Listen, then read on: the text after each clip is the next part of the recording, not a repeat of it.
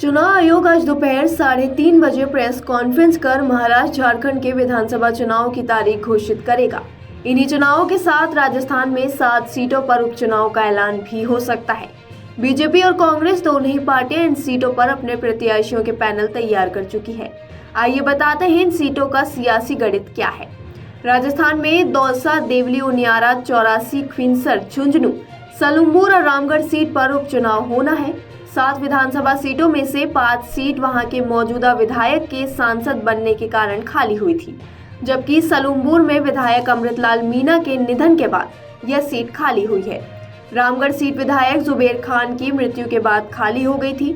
इन विधानसभा सीटों में से 4 सीट कांग्रेस, 1 सीट बेनीवाल की आरएलपी, 1 सीट राजकुमार रौत बाप की थी, वहीं 1 सीट पर बीजेपी जीती थी। प्रदेश में होने वाले इन उपचुनाव में प्रदेश की दोनों ही बड़ी पार्टी कांग्रेस और भारतीय जनता पार्टी के बड़े नेताओं की प्रतिष्ठा दांव पर रहेगी।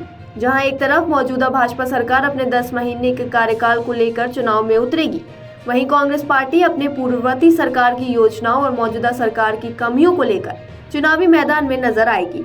लोकसभा चुनाव में कांग्रेस के साथ गठबंधन कर चुनाव लड़ने वाले बाप बेनीवाल की राष्ट्रीय लोकतांत्रिक पार्टी आगामी विधानसभा उपचुनाव में एक साथ नहीं नजर आएंगे, जिससे आगामी उपचुनाव और रोचक होने वाले हैं। जिस वोटर ने लोकसभा चुनाव में कांग्रेस और उसके गठबंधन सहयोगियों को वोट किया था, अब विधानसभा उपचुनाव में गठबंधन नहीं होने के चलते वोटर किस दिशा में जाएगा, इस पर सबकी नजर टिकी रहेगी।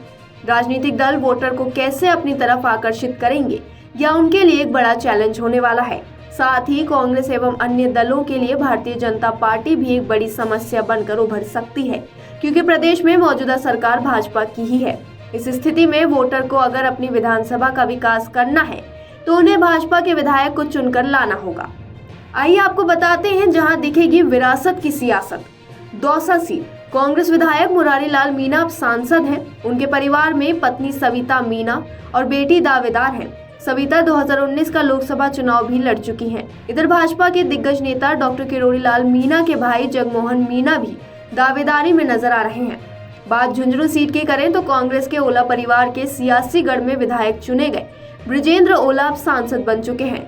पुत्र अमित ओला टिकट की कतार में है। फिलहाल पंचायत समिति सदस्य हैं। भाजपा से 2023 का चुनाव हारे निशित चौधरी फिर दावा कर रहे हैं।